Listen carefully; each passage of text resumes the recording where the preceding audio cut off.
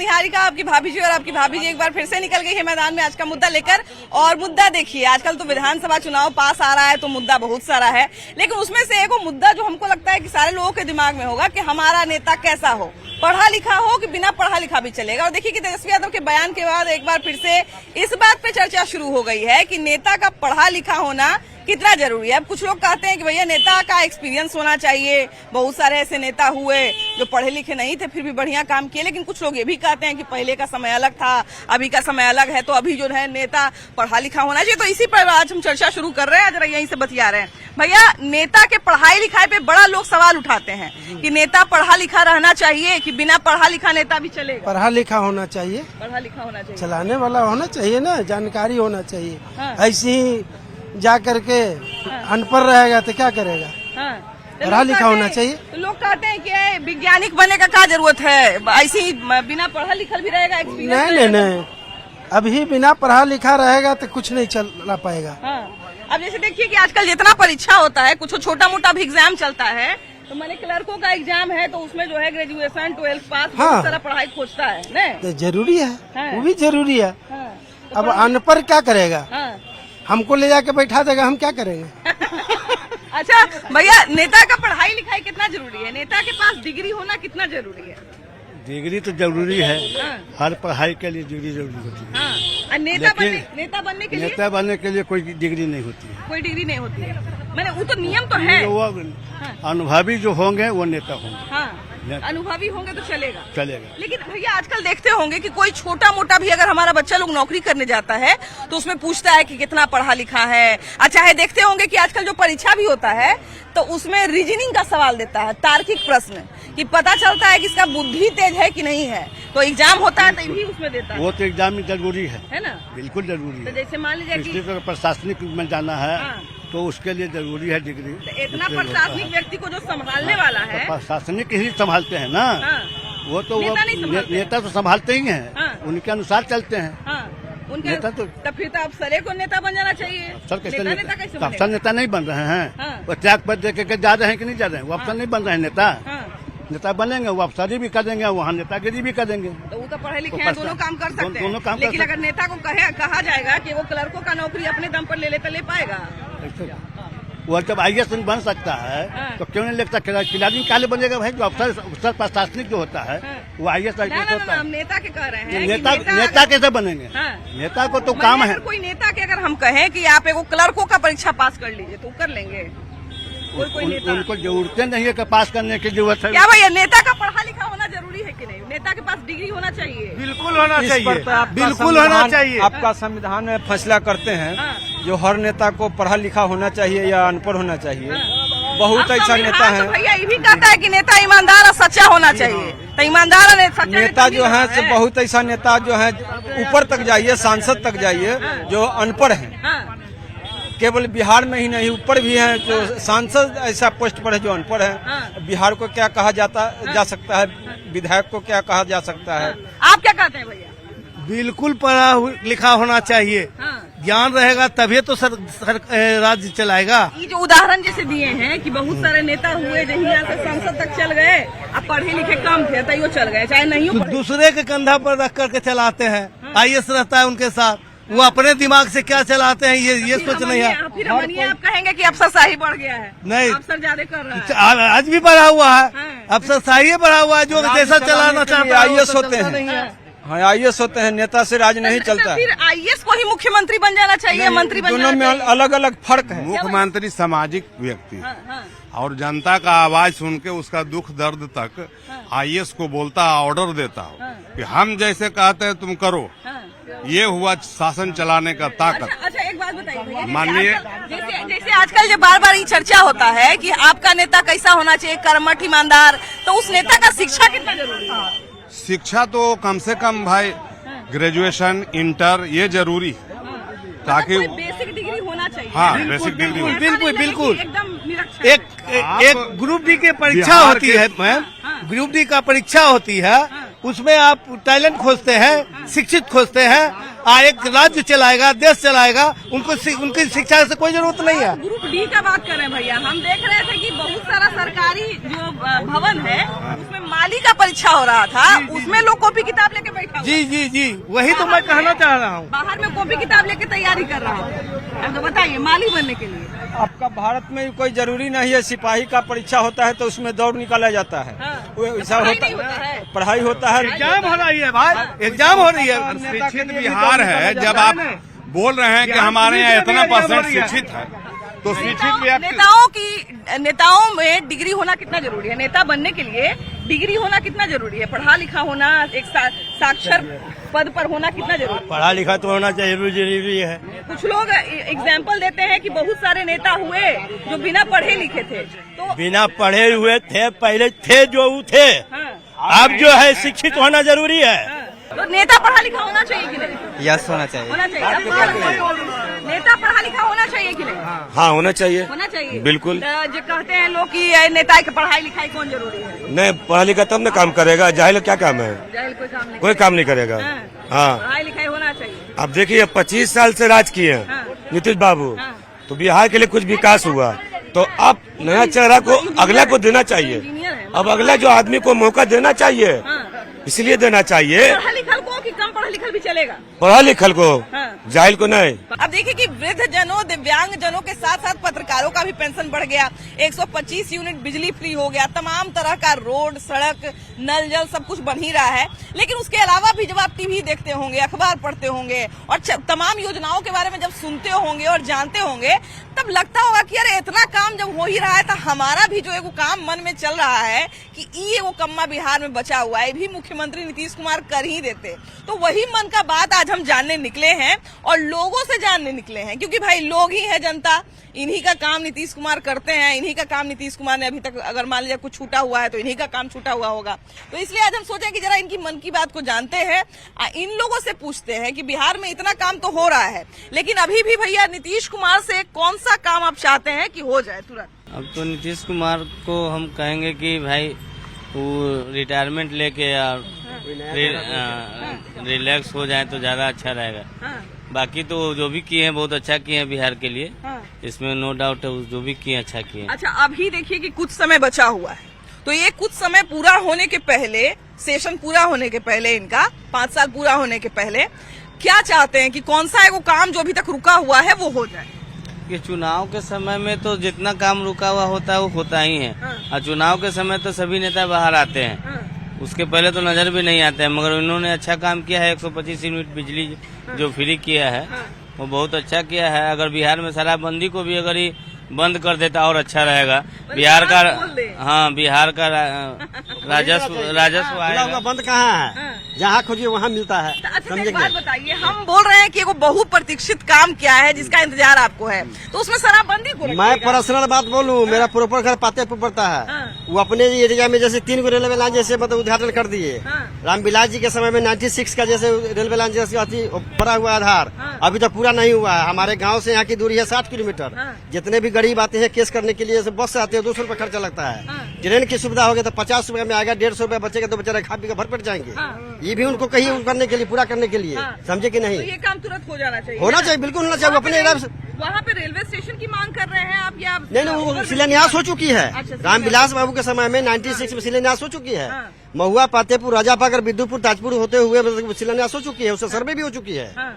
वो हम लोग को चाहिए, हाँ। समझे कि नहीं? भैया अभी कौन सा काम ऐसा है जो लग रहा है कि अभी ये सेशन पूरा होने से पहले 5 साल पूरा नीतीश जी का काम बहुत ही बढ़िया हुआ है। हाँ। जंगल राज चुके हम लोग देखे हुए हैं, बहुत बढ़िया हुआ है। अभी के डेट में इनको थोड़ा सा हाँ। योगी जी से सीखना चाहिए और ताकत से हाँ। अपराध को रोकना चाहिए, और ताकत से। मतलब बाकी सारा चीज तो ठीक ही चल रहा है, लेकिन हाँ। ये जो न्याय व्यवस्था का मामला बार बार घूम नहीं हुआ है, अच्छा हुआ है, लेकिन इसको और दुरुस्त करना चाहिए योगी जी से सीख करके, या नकल करके ही सही है, उसमें कोई बुराई नहीं है। कोई अच्छा काम कर रहा है तो उसका किसी राज्य में कुछ अच्छा होता है तो उसका मॉडल देखा ही उसको जाता अच्छा है। करेंगे। बाद बाकी शराबबंदी तो बढ़िया है, नहीं तो हम लोग देखते थे कोई आता था पी करके लेकिन उसको भी टाइट नौटंकी कसने की करता। जरूरत है। हाँ, उसको और टाइट टाइट कसने की जी, जरूरत जी, है। जी। और हमको लगता है कि लॉ एंड ऑर्डर वाला जो मामला बोल रहे हैं ना, अगर उसको इसको ठीक कर दिए तो जी। वो अपने आप ठीक हो हाँ, जाएगा। ठीक हो जाएगा। है कि उसको नहीं? और दुरुस्त करने की क्योंकि जरूरत है। देखिए शराबबंदी जो है मद्य निषेध विभाग से जुड़ा हुआ मामला है और अगर लॉ एंड ऑर्डर को आप कसते हैं तो अपने आप शराबबंदी को आप कंट्रोल कर लीजिएगा। जब तक आप लॉ एंड ऑर्डर को ठीक नहीं करिएगा तब तक शराबबंदी आपका ढीला ही रहेगा, इसमें कोई दो राय नहीं है। भैया एक बात बताइए, भैया का कहना है कि बहुत सारा बिहार में समस्या है, लेकिन सबसे बड़ा समस्या है, जैसे हम पूछ रहे थे कि नीतीश कुमार का 5 साल पूरा होने वाला है, ये देखिए कि अंतिम विधानसभा भी खत्म हो गया, तो अब नीतीश कुमार का कौन सा काम जो है नीतीश कुमार को जनता का करना चाहिए, कौन सा काम बाकी है? रोज कुछ न कुछ योजना आ ही रहा है, काम लेकिन तो कौन सा उनका काम बाकी दिखाई है? दे रहा है, काम तो किए हैं वो। हाँ। अब वो जो कहते हैं कि दारू बंद है, हाँ। दारू तो फ्री है, एकदम मिल रहा है। मैंने इसको दुरुस्त करने का जरूरत है दुरुस्त ना, करने जब का बार बार एक लॉ एंड ऑर्डर का मामला नहीं तो आता है। फ्री कर दे। ऐसा नहीं करना चाहिए, महिला लोग नहीं मानती है। महिला लोग से हम बात करते हैं तो अभी भी वो नहीं करती है। शराब अपराध का जननी है। शराब तो बंदी का हम सराहना करते हैं, उसको पूर्ण रूप से बंद होना चाहिए और टाइट से बंद होना चाहिए। आजकल प्रशांत किशोर भी घूम फिर के कुछ न कुछ मुद्दा लेके चले आते हैं, है ना, कि ये काम नहीं हुआ है, वो काम नहीं हुआ है। तो उसके हिसाब से अगर मान लीजिए प्रशांत किशोर की हम बात माने तो कौन कौन सा ऐसा काम है जनता का जो तुरंत होना चाहिए? देखिए, हाँ, प्रशांत किशोर सब पार्टी को मजबूर कर दिया हाँ, कि मुद्दों पर राजनीति हो बिहार में। हाँ। और तभी- सुनिए ना, तभी प्रशांत 5 किशोर दिन हवा में निकल गया मानसून सत्र। सुन लीजिए, हाँ, जैसे लॉ एंड ऑर्डर तो जो स्थिति है, हाँ। जंगल राज भी शर्मा रहा है। हाँ, एक हाँ, सारा प्रशासन दारू और बालू खोजने में लगा हुआ है। हाँ। जो मुख्य काम है प्रशासन छोड़े हुए हैं। एक हाँ। उनको टाइट करना पड़ा। एक हाँ, उन्होंने कहा कि हमको मौका दीजिए, 20 साल मौका दिया। हाँ। कहते हैं कि 1 करोड़ रोजगार देंगे। हाँ, तो 1 साल में कितना हुआ? हाँ। 20 लाख। 3 महीना बचा हुआ है, 5 लाख रोजगार देते, ये मांग है। और बुजुर्गों को पेंशन अगस्त तक 10 हाँ। लाख पूरा होने वाला है सरकारी हाँ, नौकरी करें। और 20 लाख रोजगार। करें, ये शायद आप डेटा करें देखते होंगे, करें, बताइए। हाँ करें, हाँ। ये मांग है। हाँ, और मान लेते हैं कि अभी कह रहे हैं हाँ, कि हमको मौका दीजिए, हाँ, तो मौका उनको मिला 20 साल। हाँ। तो सब तो मौके 20 साल मांग रहा कम है। नहीं होता। हाँ सब तो मौके मांग रहा है। हाँ। कोई तो ऐसा है जो कहता है कि पलायन मौके ना दो। पलायन रोकना हाँ, बहुत जरूरी है हाँ। और बेरोजगारी रोकना बहुत जरूरी जरूरी है है। ना? लॉ एंड ऑर्डर, पलायन, बेरोजगारी। अच्छा, आपको किस काम का इंतजार है? नीतीश कुमार के किस काम का इंतजार है कि 5 साल पूरा होने से पहले ये काम हो जाना चाहिए? लॉ एंड ऑर्डर जो लॉ एंड ऑर्डर। हाँ, अभी तो टॉप पर वही मांग है, सबसे बड़ा मांग है ना, सबसे बड़ा मांग है। हाँ। सुनिए ना, हम लोग व्यापारी वर्ग जो है ऑनलाइन से भी हम लोग डिस्टर्ब हो रहे हैं। लोग ऑनलाइन परचेजिंग कर ले रहे हैं, हम लोग बैठे रह जाते हैं। उस पर भी थोड़ा रोक लगे। उस पर भी कुछ कानून जी, वगैरह ऑनलाइन वाले लोग डुप्लीकेट सामान बेच के हमसे सस्ता बेच देते हैं और हम लोग मुंह ताक रहे हैं। अब देखिए कि हमारे हाथ में मोबाइल और सोशल मीडिया आ जाने के बाद बहुत सारा चीज आसान हो गया है और बहुत सारा चीज बदल भी गया है। और सोशल मीडिया का असर तो हमको लगता है कि जानते हैं सारे क्षेत्र पर पड़ गया है। अब ऐसे में पॉलिटिकल पार्टी जो है, राजनीतिक पार्टी जो है, उसके लिए भी बहुत आसान हो गया है, सरकार के लिए भी बहुत आसान हो गया है कि वो अपना सारा योजना को जो है वो घर घर मोबाइल के माध्यम से और सोशल मीडिया के माध्यम से पहुंचा देते हैं। अगर किसी का विरोध करना है तो वो भी बड़ा आसानी से हो जाता है। ऐसे में एक सवाल जो है बार बार उठता है चारों तरफ से कि सोशल मीडिया या मोबाइल के आ जाने से चुनाव पर कितना असर पड़ता है। क्योंकि देखिए, पहले जो है कोई नेता जो था वो कुछ भी बोल के रह जाता था, किसी को पता नहीं चल पाता था। लेकिन आजकल जो है 5 मिनट में पूरा बिहार में, कहा जाए पूरा दुनिया में उनका वीडियो वायरल हो जाता है और लोग जो है पता कर लेते हैं कि कौन आदमी क्या बोला है। तो इसका कुछ ना कुछ असर तो पड़वे करता है। भैया ये बताइए कि जब से मोबाइल आ गया है तब से मोबाइल या सोशल मीडिया कहा जाए, मोबाइल पर जो प्रचार प्रसार होता है उसका चुनाव पर क्या असर पड़ता है? मोबाइल के आ जाने से नेता लोग को कितना फायदा हुआ है? फायदा तो बहुत है, फायदा हुआ है, पूरा बहुत फायदा हो रहा है। हाँ। तुरंत बात अपना फैला देते हैं, बस है ना? हाँ, यही जो तो बात बोलना रहता है वो यहाँ से वहाँ तुरंत वहाँ पहुँच से वहाँ जाता है, पहुँच जाता है। पहुँच जाता है। अच्छा, सोशल मीडिया के आने से भैया मोबाइल यूज करते हैं कि नहीं? करते हैं। मोबाइल में फेसबुक, व्हाट्सएप, इंस्टाग्राम ये सब है? हाँ है। अच्छा भैया ये बताइए कि अभी मोबाइल आ जाने से, जो सोशल मीडिया होता है वो आ जाने से हमारा जीवन देखिए कितना आसान हो गया है ना? सारा चीज जब मन करता है जहां मन वहां का न्यूज ले लेते हैं। लेकिन ये सब चुनाव पर कितना असर डालता है? आजकल देखते होंगे कि पार्टी वार्टी वाला, चुनाव वाला भी जो है अपना प्रचार प्रसार सब मोबाइले पे करता है। बहुत ज्यादा असर डालता है। असर करता है। हाँ। उन लोगों को क्या फायदा होता है इससे? किसको फायदा होता है? फायदा नहीं होता है किसको? मतलब राजनीतिक पार्टी जो रहते हैं हाँ। या नेता जो रहते हैं उनको कितना फायदा होता है इसका, सोशल मीडिया का? फायदा होगा ना, जो भी अपनी इन्फॉर्मेशन होती है तुरंत पहुंचा देते, ज्यादा से ज्यादा तेजी से पहुंच जाता है लोगों चाहे के कोई पास। विरोधी नेता का वीडियो वायरल करवाना रहता है, कोई बात वायरल करवा वो भी जल्दी हो जाता है ना? वो भी जल्दी तेजी से पहुंच जाता है। पहले के नेता के बारे में हम लोग सुनते थे कि फलाना नेता ये बोलते हैं, फलाना नेता वो बोलते हैं। अब अभी ये सोशल मीडिया के माध्यम से तुरंत पता चल जाता है। हाँ बिल्कुल है ना। अच्छा, अभी देखिए कि सोशल मीडिया के आ जाने से बहुत सारा बदलाव भी है। भैया, आप मोबाइल यूज करते हैं कि नहीं? हाँ। मोबाइल में क्या क्या चलाते हैं? सब चीज फेसबुक इंस्टाग्राम ये सब चीज चलाते हाँ। हैं। अच्छा, ये बताइए भैया कि सब फेसबुक, इंस्टाग्राम, व्हाट्सएप, ये सब का चुनाव पे कितना असर पड़ता है? बहुत असर पड़ता है। असर पड़ता है। हाँ। कैसे? कोई भी लगा रहा है अभी बीजेपी जीतेगा कि आरजेडी जीतेगा, हाँ। सब लगा रहा है इलेक्शन के बारे में। हाँ। तो उसमें वोटिंग गिर रहा है कौन जीतेगा। आजकल रील्सो देखते होंगे तो उसमें उसमें खाली रील से मैडम वही भरा हुआ है अभी, वही भरा हुआ है। पूरा माहौल बदलल है। रील्स के चक्कर में इतना है ना कि जो भी देख रहा है वही देख रहा है। हाँ। अच्छा, ये बताइए कि सब जो चुनाव होता है, ये सब पार्टी उटी सब रहता है, तो ये अपना सोशल मीडिया पर भी प्रचार करता है ना? मतलब करता है मैडम। बहुत फायदा होता है कि लोग देख के भूल जाता है। उसके जो अति रहते आदमी रहते वो लोग प्रचार करते हैं। हाँ, फायदा होता है। फायदा होवे करता है मैडम। पहले लोग चुनाव प्रचार करने के लिए घरे घर आता था। अब मैडम मोबाइल से ही हो जा रहा है प्रचार, अब घर जाने की क्या जरूरत है। मोबाइल से हो जा रहा है हाँ। ना? अब अभी आप मोबाइल खोले तो देखिए आपको दिखा रहा होगा कि बीजेपी जीतेगा कि आरजेडी जीतेगा। हाँ, बस ये मोबाइल पर सब। अच्छा, मोबाइल और सोशल मीडिया के आ जाने से देखिए कि बहुत सारा चीज आसान भी हो गया है, बहुत सारा चीज बदल भी गया है। भैया, ये बताइए कि आजकल मोबाइल वगैरह यूज करते हैं कि नहीं? हाँ, यूज करते हैं। मोबाइल में फेसबुक होता है, व्हाट्सएप होता है, ये सब यूज करते हैं? यूज करते हैं। अच्छा, ये बताइए कि अभी के समय में जो चुनाव लड़ रहे हैं या जो पार्टी है, उन सब पर कितना असर पड़ता है सोशल मीडिया का, मोबाइल का? सोशल मीडिया पे असर पड़ता है। पड़ता है। आजकल देखते होंगे कि सोशल मीडिया पर भी खूब सारे नेता अपना प्रचार करते हैं। हाँ, ऐसा ही ना? कर रहे हैं। नेता प्रचार करते हैं, तो क्या उनको फायदा मिलता है उस चीज का? फायदा भी है उससे। फायदा भी है। हाँ, फायदा भी है। फायदा है, तुरंत अपना जहाँ मने वहाँ इन्फॉर्मेशन पहुँचा हाँ। रही है ना? जो मने सोशल मीडिया का जमाना है अभी। हाँ, ये सब सोशल मीडिया का आजकल चुनाव पे कितना असर पड़ता है? असर तो है मैडम, बहुत है, लेकिन काम जो है अभी बहुत स्लो काम हो रहा क्योंकि है। आजकल देखते होंगे कि आजकल किसी नेता को अपना कोई बात पहुंचाना है, किसी नेता को कोई सूचना जारी करना है, किसी नेता को कोई जनता को ऑफर देना है, जनता के सामने कोई ऑफर रखना है, तो वो अपने सोशल मीडिया से ही बता देते हैं। बस उसी का आ रहा है, एनडीए का समूचा सब इस पर आ रहा है, सारा मोबाइल का टोटल आ एनडीए रहा का भी आता होगा। देखिए जी, कि जी। समय समय पर कटाक्ष भी लोग करते रहता है, वीडियो बना के जी, दूसरे सब पर। ये उसका असर पड़ता है।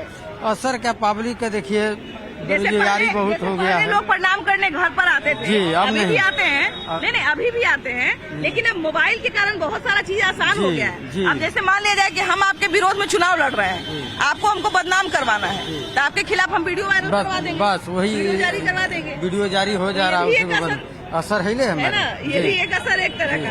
कहाँ से भैया आप? पूर्णिया से। पूर्णिया से। अच्छा भैया, ये बताइए कि अभी के समय में देखिए हम लोग सब सोशल मीडिया यूज करते हैं, मोबाइल यूज करते हैं। हमको लगता है कि एक अभिन्न अंग बन गया है सोशल मीडिया हमारे लिए।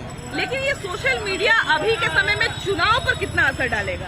क्योंकि सोशल मीडिया के माध्यम से भी बहुत सारा चुनाव प्रचार भी होता है आजकल देखिए कि अगर अपने विपक्षी को हराना है तो उसके खिलाफ साजिश भी कुछ न कुछ सोशल मीडिया से भी होता है। तो ये सब कितना असर डालता है चुनाव पर? असर तो डालता है, लेकिन काम पे इस बार वोट देगा, नौकरी रोजगार पे वोट मिलेगा इस बार।